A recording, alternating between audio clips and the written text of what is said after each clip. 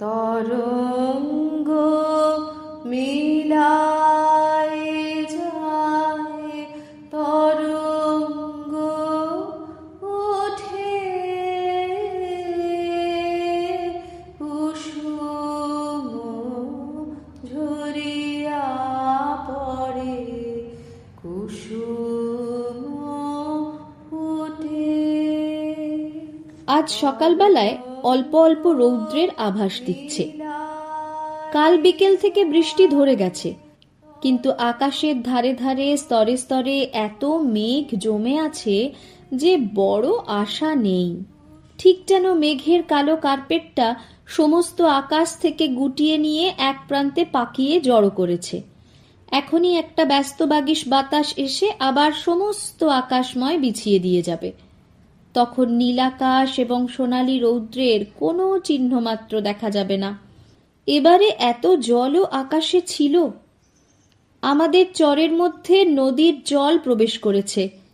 চাষারা নৌকো বোঝাই করে কাঁচা ধান কেটে নিয়ে আসছে। আমার বোটের পাশ দিয়ে তাদের নৌকো যাচ্ছে আর ক্রমাগত হাহাকার শুনতে পাচ্ছি।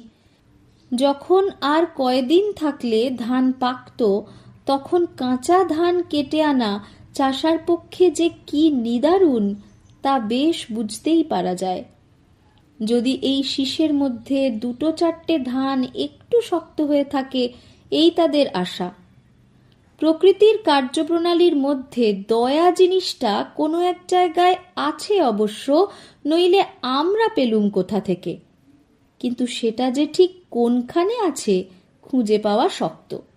এই শত সহস্র নির্দোষ হতভাগ্যের নালিশ কোনো জায়গায় গিয়ে পৌঁছচ্ছে না।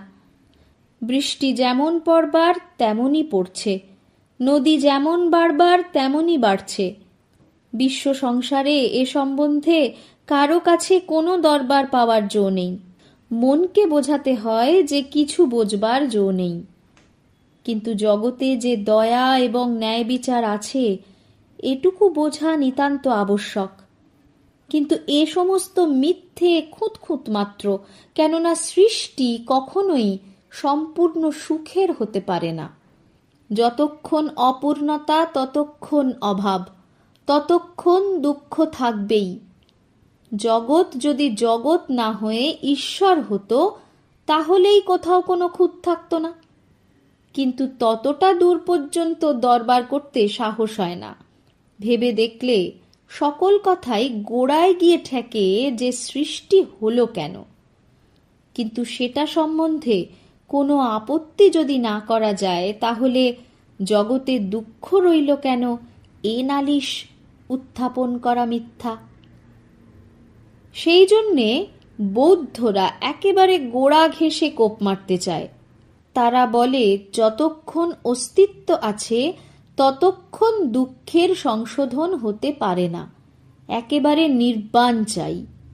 খ্রিস্টানরা বলে, দুঃখটা খুব উচ্চ জিনিস, ঈশ্বর স্বয়ং মানুষ হয়ে আমাদের জন্যে দুঃখ বহন করেছেন। কিন্তু নৈতিক দুঃখ এক, আর পাকা ধান ডুবে যাওয়ার দুঃখ আর। আমি বলি, যা হয়েছে বেশ হয়েছে। এই যে আমি হয়েছি এবং এই আশ্চর্য জগৎ হয়েছে, বড় তোফা হয়েছে, এমন জিনিসটা নষ্ট না হলেই ভালো। বুদ্ধদেব তদুত্তরে বলেন, এ জিনিসটা যদি রক্ষা করতে চাও তাহলে দুঃখ সইতে হবে।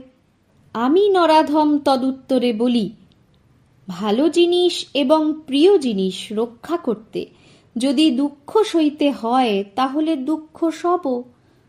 তা আমি থাকি আর আমার জগৎটি থাকুক।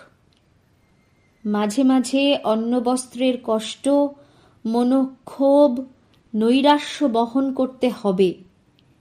কিন্তু সে দুঃখের চেয়ে যখন অস্তিত্ব ভালোবাসি এবং অস্তিত্বের জন্যই সে দুঃখ বহন করি, তখন তো আর কোনো কথা বলা শোভা পায় না।